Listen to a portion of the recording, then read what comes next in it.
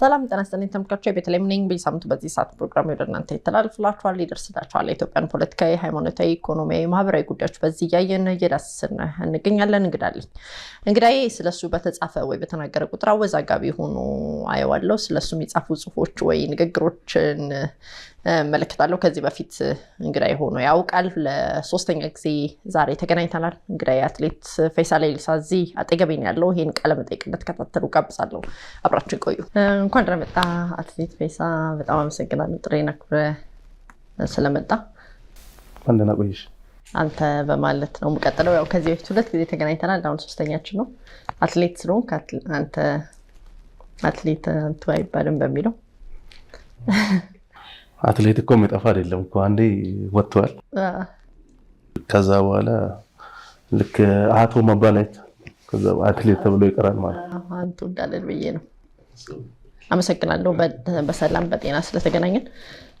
ለቃለ መጠይቅ በጠየቅኩ ቁጥር ስለምትተባበርም በዚሁ በተመልካቾቼ በአድማጮቼ ስም ለማመስገን እወዳለሁ። ባለፈው ጊዜ ስንገናኝ ቃለ መጠይቅ ላይ ምን ብለኝ ነበረ? ሃጫሉ ሁንዴሳ የተገደለ ቀን ላይ ሽመልስ አብዲሳ የኦሮሚያ ክልላዊ ፕሬዝዳንት ደውለው ራስን ጠብቅ እባክህ ጉድ ሆነናል እንዳሉ ነግረኛልና አሁንም የደህንነት ስጋት አለብህ ወይ? ያው ሊኖር ይችላል። ምክንያቱም አንዳንድ ነገሮች ላይ ስላልተስማማን ከብዙ ሰዎች ጋር አንዳንድ ሰዎች በእኛ በኩልም በሌላ በኩልም ሊሆን ይችላል ለፖለቲካ ፍጆታ ብሎ ልክ እንደ ሃጫሉ እሱም የተገደለበት ምክንያት ኦልሬዲ እንደዛ እንዳለ የሚባል ስጋትማ አይጠፋም። ምክንያቱም አንዱ በሸኔ በኩል ሌላም ሊሆን ይችላል ወይም ደግሞ ሸኔ ማታክ የሚያደርግ ሰዎችም ሊኖሩ ይችላሉ። ሸኔ እኔም ቢያገኝ ይገለኛል፣ ምንም ጥርጥር የለኝም። ስለዚህ ይሄን አይል ብዙም ፍራቻ የለኝም፣ ግን ራስን ጠብቄ ነው የምለው። ስለዚህ የደህንነት ስጋቱ አሁንም አለ ማለት ነው። ራስን እየጠበቅኩ ከሀገር ለመውጣት ምናምን አታስብም? እንዴ ከሀገር እወጣለሁ። በዛን ሰዓት ታግዬ የመጣው ሰው ነው። ወደ ትውልድ ሀገር ትሄዳለህ? በክልሎች ላይ ትንቀሳቀሳለህ? እንደልብ እሄዳለሁ። ብዙ ጊዜ ማለት ነው፣ አልፎ አልፎ አንዳንድ ጊዜ። ድሮም ብዙ ጊዜ አልሄድም። በ6 ወር አንዴ፣ በ2 ዓመትም በ1 ዓመትም እሄዳለሁ። ስለዚህ አሁንም ጉዳይ ስኖረኝ እሄዳለሁ። መልካም። ባለፈው ጊዜ እንዳልኩት ቃለ መጠይቅ ስናደርግ 2 ዓመት በፊት ይመስለኛል አንድ ስራ ውስጥ ተሰማርቻለሁ ብለኸኝ ንገረኝ ብለህ አይ ሚስጥር ነው ለጊዜው የሆነ እሱ አሁንም እዛ ላይ ያልደረስኩም ኦልሬዲ ወደዛ ነው ስራ ውስጥ ስገባ ይሻለኛል። ከፍተኛ የሆነ የሲሚንቶ ንግድ ውስጥ ሀብት ውስጥ ገብቷል ተብሎ ተሰምቻለሁ። ያው እንግዲህ በፊት ሮጬ ነው የሚኖረው። ብቸኛ ሰው አትሆንም አይደለ? ወደ ንግድ ውስጥ ብትገባ ሁሉም ብዙ አትሌቶች በዚህ ሀገር ላይ በሆቴል ንግድ ላይ በተለያየ መኪና ማስመጣት ላይ ኃይሌ ገብረስላሴ አይነት ትልቅ የንግድ እንቅስቃሴዎችን ያደርጋሉ። እና ለምንድን ነው በትናገር ምንድነው ችግሩ? ብቸኛ ሰው አይደለም። ጥሩ የሚያኮራም ስራ ውስጥ ስላልደረስኩ አሁን ይሄ ከሚል ውስጥ መግባቴ ቀርም አሁን ወደ ንግድ ነው የምገባው። ካሁን በኋላ እንደ ድሮም መሮጥም ስለማልችል ካሁን በኋላ ዋናው ውስጥ ሲደርስ መናገር አይሻልም? እሺ ጥሩ። አይ እንደው አሳቆ ከሆነ ብዙዎች አትሌቶች በህንፃ ግንባታዎች ላይ በሆቴሎች በሆቴል ኢንዱስትሪ ላይ ብዙዎቹን እናያቸዋለን። ቀነኒሳ አትሌት ቀነኒሳ እንደምሳሌ ያህልና አትሌት ኃይሌ ገብረስላሴ ደራርቱ ቱሉ በትልልቅ ንግድ መሀል አያቸዋለሁና ምን አሳቀቀ ብዬ ነው። ለምን ማሳቀቅ ሳይሆን እነሱ አሁን እኔ ሩጫ ሲጀምር እነሱን አይቼ ነው የጀመርኩት። ብዙ ጊዜ ወስዷል። እነሱ ሩጫ ላይ ብዙ ጊዜ ቆይተዋል።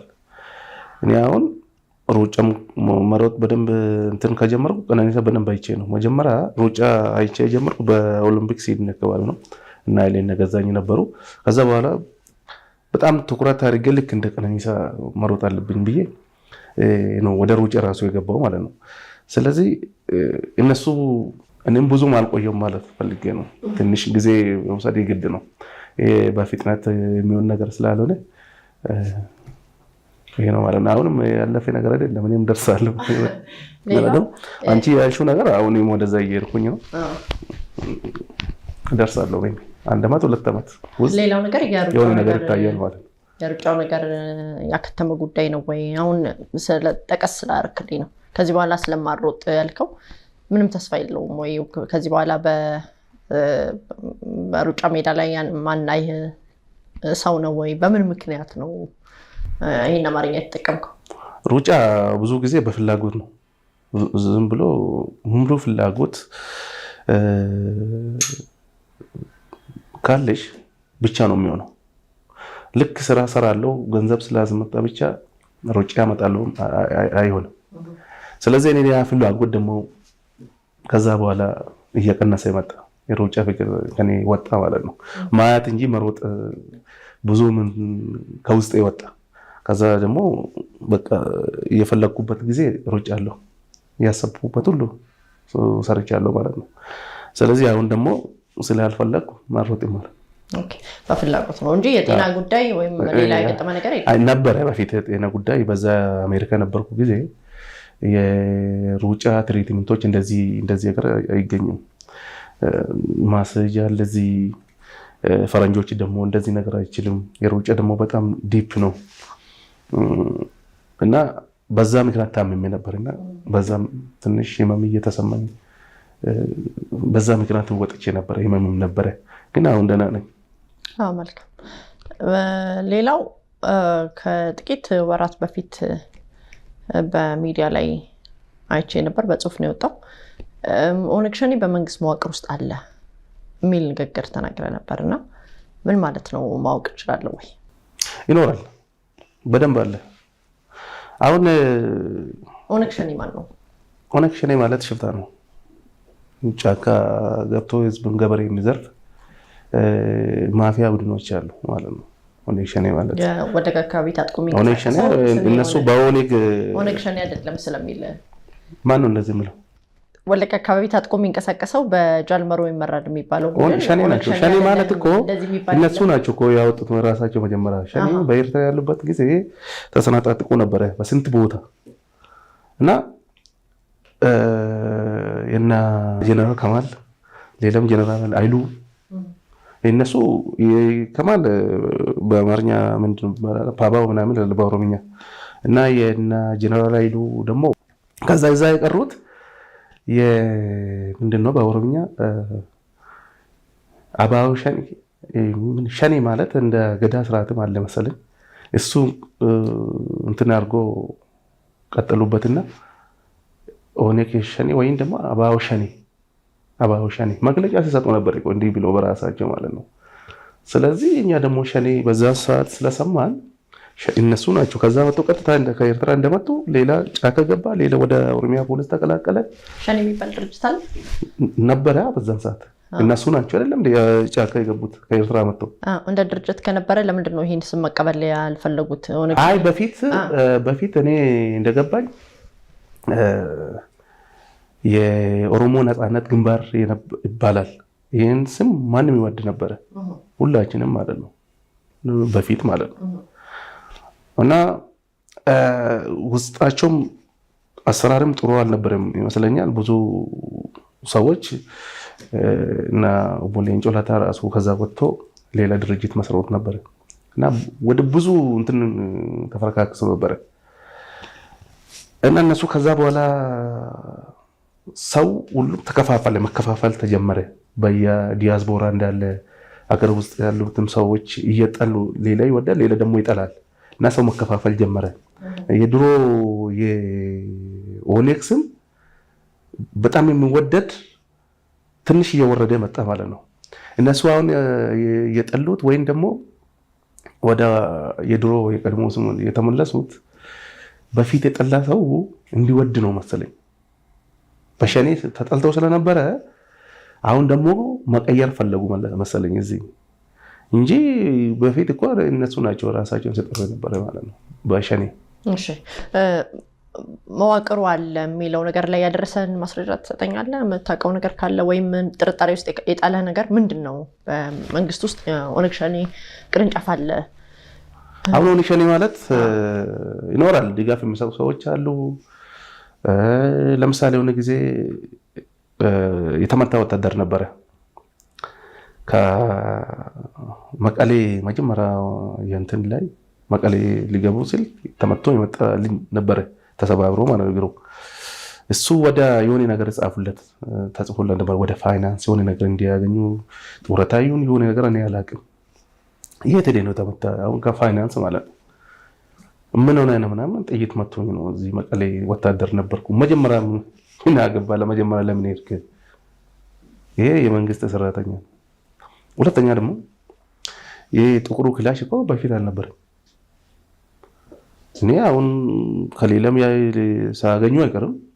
ከዛ ሁሉ መሳሪያ ከመንግስት ብቻ አይደለም የታጠቁት፣ ሌላ እጅም ሊኖር ይችላል። አሁን ቅርብ ጊዜ ደግሞ ጥቁሩ ያላቸው ማለት ነው። ይሄ ማለት ማንም አሳልፈው የሚሰጠው አሉ መንግስት ውስጥ ማለት ነው በብዛት ማለት ነው። መንግስት ያውቃል፣ ግን አይ ዶንት ኖ መንግስት የሆነ ነገር ፈርቶ ሊሆን ይችላል። ሁሉም ነገር ከተነካከ ጥሩ አይልም፣ ግን አንድ ምዕራፍ ጨርሰው ወደ አንድ ምዕራፍ ሊገባ ይችላል መንግስት እንጂ ይኖራሉ ብዬ ገምታለሁ። የኦሮሞ ህዝብ ልጆቼ ይላል ያው ሁሉንም እንደምረዳው ለምሳሌ ያን ጊዜ በቴሌቪዥን ጣቢያ ላይ በነበርኩ ጊዜ ተወሰኑ የኦሮሞ ማህበረሰቦችን ለማናገር በምንሞክርበት ጊዜ እኛ ጸባቸው አይገባንም፣ ሁሉም ልጆቻችን ናቸው ይላል የኦሮሞ ማህበረሰብ። ታች ያለው ይሄ ኑሮን በእርሻም ስራ በንግድ የሚገፋው ማለት አይገባንም፣ እዛው ተስማሙ፣ እኛ ጋር አታምጡት፣ እናንተም ልጆቻችን ናቸው እነዛም ልጆቻችን ናቸው ይሉ ነበርና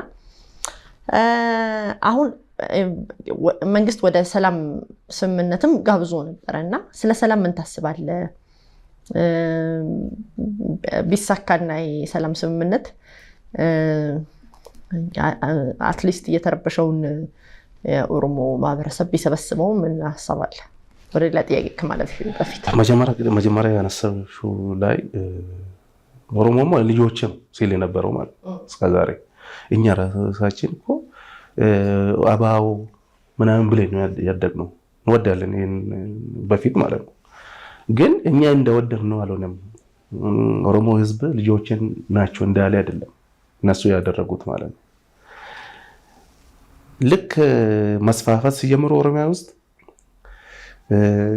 በጊያርዳቸው ሰዎች አሉ፣ በብዛት የተቀበላቸው ሰዎች አሉ፣ መሳሪያ ሁሉ የሰጣቸው ማለት ነው፣ ገበሬ ማለት ነው። መልሰው ደግሞ ያ ገበሬ ነው ዘረፉት። ያኛው የኔ ነው የኛ ልጆች ናቸው ብሎ እነሱን የተቀበለ አፍኖ 100,000 200,000 300,000 ቀጥቅጦ ጫካ ውስጥ የገደላቸው ሰዎች አሉ። ስለዚህ ይሄ ደግሞ ለማን እንደታገለ ራሱ ግራ ያጋባል ማለት ነው። ለምሳሌ እንደውም የነሱ ሜንታሊቲ ላይ በጣም እንትን ሰርቷል። ወደፊት ቀና ብለው እንዳይሄድ ማለት ነው የኦሮሞ ህዝብ ማለት ነው። ማንም አይናገርለትም፣ ግን ወሬ ሌላ ነው። አሁን ምስት ቀጥታ ባላቸው እዛ ተቀጥቅጦ እሷ ፊት ለፊት እሱ ቤት ጥሎት እሷን ይዞ ይሄዳሉ ወደ ጫካ ማለት ነው። ወይም ደግሞ እሱ እዚህ ተቀጥቅጦ እሷ እዚህ ተጥሎ እሱን ይዞ ይሄዳሉ። በጣም ወደድ ማለት ነው ምስቱ ፊት ለፊት ባለቤቷ ፊት ለፊት። ስለዚህ ይሄ እኮ ለኦሮሞ ትግልን ያደናቅፋል እንጂ ኦሮሞ ትግልን ወደፊት አበረታታል። ስለዚህ ይሄ እኮ የኦሮሞ ትግልም የሚወክሉ አይደለም። ለኦሮሞ የሚታገል እኮ ዛሬ እኮ ኬን ነው የሚበሉት፣ ኬን ነው የሚሰርቁት ከኦሮሞ አይደለም እንዴ? አንድ ቀን አሁን የኦሮሚያ ድንበርና የአማራ ድንበር ረጅም ወሰን አላቸው። አንድ ቀን እዛ ሄደው ሰርቆ አገር ግን እንደውም በሌላ በኩል ኦሮሞ ላይ የሚታገሉ ሰዎች ናቸው ማለት ነው። ኦሮሞ ነፃ እንዳይወጣ እንጂ እነኚህ ሰዎች ኦሮሞ አይደለም። ስምምነቱ ቢሳካ ትፈልጋለህ አትፈልግም? ቢሳካ ጥሩ ነበር። ቢሳካም ይሄ ሽፍታ ከጫካ ይገባል። ምክንያቱም ለምሳሌ ቢሳካ ኢሊቶቹ ሊመጡ ይችላሉ፣ ትልቆቹ ማለት ነው። ይሄን ጦርነት የሚያካሂዱ ያሉት ሊመጡ ይችላሉ። አሁን 3ኛ ክፍል 2ኛ ክፍል ወይም ደግሞ ትምህርት ፈተና ወርቆ ወደ ጫካ ይገባ ምን አስቦ ነው የሚመጣ? እዛ በሬ ያርዱ ነው የሚባለው። እንደፈለገ ይኖራል፣ ብር ያለው የፈለገው ነገር ያደርጋል። መጥቶስ እንደዚህ ነገር ኖሮ መኖር ይችላል። ስለዚህ በአንተ አማርኛ የኦሮሚያ ነገር ተስፋ የለውም ነው? እንጃ እኔ መንግስት እንትን ብሎ እርምጃ ወስደው ህግ ካስከበረ በስተቀር እንደዚህ የሚመጣ አይመስለኝም። ቢመጣ ጥሩ ደስ ይለኛል። ሰላም ፈልጋለሁ እኔ ግን አይመስለኝም። ይሄን ነው የሚቀመጡ በጣም ብዙ ናቸው። የመከላከያ ሰራዊትን ይበልጣሉ በብዛት። ምኑ ጋር ነው የሚያስቀምጣቸው ይሄን ሁሉ? ይሄ ሰውዬ ደግሞ እኔ ሜቢ ከዛ የተሻለ ለማግኘት ይመጣል። ከጫካ ሲመጣ ከዛ በታች አይፈልግማ። እንዳለ ሸኔ ሙሉ ከጫካ ቢገባ ቢያንስ ይሄ ስርቆት አፈና ምናምን ለብዙ ዓመት ይቀጥላል። ለብዙ ዓመት ይቀጥላል። ድሮ እኮ እኔ ገጠር የነበርኩበት ጊዜ ሌባ ሲሰርቅ በግ፣ ፍየል፣ በሬ ምናምን ይሰርቃል። ዛሬ ቀርተዋል። እሱ ብዙ ዋጋ ስለማያወጣ ማለት ነው። ዛሬ ሰው ነው የሚሰረቅ። ሰው ሰረቅና ከዛ ይቀጠቀጣል፣ ይደወላል። ከዛ ወይም መሬቱን ለ5 ዓመት ሁሉ የሸጠ ያለ ለ5 ዓመት ልጆች ያለው ገበሬ ነው። ለ5 ዓመት መሬቱን ሽጦ ነፍሱን ይገዛል። አድማጮች እንዳይናደዱብኝ ፈይሳ አትሌት ሆኖ እያለ እንደ ፖለቲካ ተንታኝ አስወራሹ ለምንድን ነው እንዳይሉኝ። አንተም ፖለቲካው ብዙ የምትወደውም አይመስለኝም። ያው ግዴታው ነው፣ የዕለት ተዕለት ህይወታችን ስለሚገናኝ ከዛ ጋር ይሆናል እንጂ ሌላው የኦሮሞ በሰፈር እንዲከፋፈል አንተ ሰርተሃል። በአካባቢ ላይ እንዲከፋፈል ሸዋ፣ ወለጋ፣ አርሲ፣ ባሌ፣ ሀረርጌ እንዲባልና ይህንን እውነት ታራምዳለህ? እንደዚህ አይነት አቋም አለ? እኔ ምን በፊት እኮ ትንሽ እንደዚህ ነገር ያመጣ ዲያስፖራ ነው በፊት እንጂ ወለጋ ምናምን የሚባል ራሱ የለም አሁን ማለት ነው። አሁን እዚህ ያለው ህዝብ እንደዛ አይከፋፈልም። እዚህ ያለ ማለት ነው ውጭ ሀገር ሄዶ የሆነ ነገር ያዛ ላይፍ መከፋፈል እዛ አለ እንጂ እዚህ የለም። ከኔ ደግሞ እንዴት ይጠበቃል? እና ይሄ ብዙም መልስ የለኝም። እንደዛ ነገር የለንም። ከወለጋ የሆነ ነገር ሰው ከተጎዳ እኛን እንደርሳለን።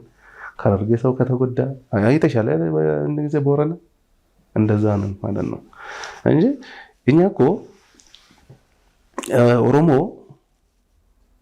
ኦሮሞ የሚባል ሰውዬ 3 ልጆች ነው የወለደው። ቦረና ባሬንቱ ለያ ትባላለች፣ ሴት ናት። በድሮ ጊዜ ደግሞ ሴቶች እንትን ብዙም ስለማይቆጠር ኦሮሞ 2 ልጆች አለ ይባላል። ማን ነው? ቦረናና ባሬንቱ። ቦረናና ባሬንቱ ማለት ነው። ባሬንቱ እነማን ወለደ? እነ አርሲ፣ ሀረርጌ፣ ሲኮመንዶ የሚባሉ አርሲ ባሌ ውስጥ የሚኖሩት ናቸው ማለት ነው። እና ቦረና ደግሞ ቱለማ፣ መጫና ቱለማን የወለደ ማለት ነው። ስለዚህ እኛ እኮ በጣም አንድ ቦታ ላይ ከአንድ ኦሮሞ ከአንድ ሰው የመጣን ሰዎች እንዴት ነው የምንከፋፈለው? አንድ ቤተሰብ ነን። አንድ ቤተሰብ ቤት ውስጥ ሆኖ ተከፋፈል የሚባል አለ። ሰው ደግሞ ስም ይኖራል። እኔ አሁን ፈይሳ ነኝ፣ አንቺ ቤት ነሽ። አንድ ቤተሰብ ከሆነ ማለት ነው። ልዩነታችን ይሄ ነው፣ የስም ብቻ እንጂ እኛ አንድ ቤተሰብ ነን ማለት ነው። ቤተሰብ ደግሞ እንዴት ይለያያል? መልካም። በዓለም ላይ ሲወራ ምን ይባላል? ስፖርት ለሰላም፣ ስፖርት ለወዳጅነት፣ ስፖርት ለወንድማማችነት ይባላልና አንተ ደግሞ በርስ በርስ ጦርነት ተሳተፍክ ተብለ ትታማለህ። በጋራ በወንድማማች ጦርነት ውስጥ ገብተህ በርግጥ ስፖርት እንኳን እንደምታቆም ነግረኸኛል። አሁን ለኔ እንግዳ ነገር ነው። ወደ ስፖርት ሜዳ እንደማትመለስ ነግረኸኛል። ነገር ግን በሰሜን ጦርነት በትግራይ እና በዚህ መካከል በፌደራል መንግስት መካከል በተደረገው ጦርነት ተሳተፍክና ሙሉ በሙሉ መርህን የጣሰ ነው ስፖርት ለወንድማማችነት ለሰላም የሚለውን ይቀርናል ተብለት ተማለና ስለ ጦርነት እናንሳ እና ቀጥሏን አንድ ጥያቄ አስከትዬ ይጨርሳለሁ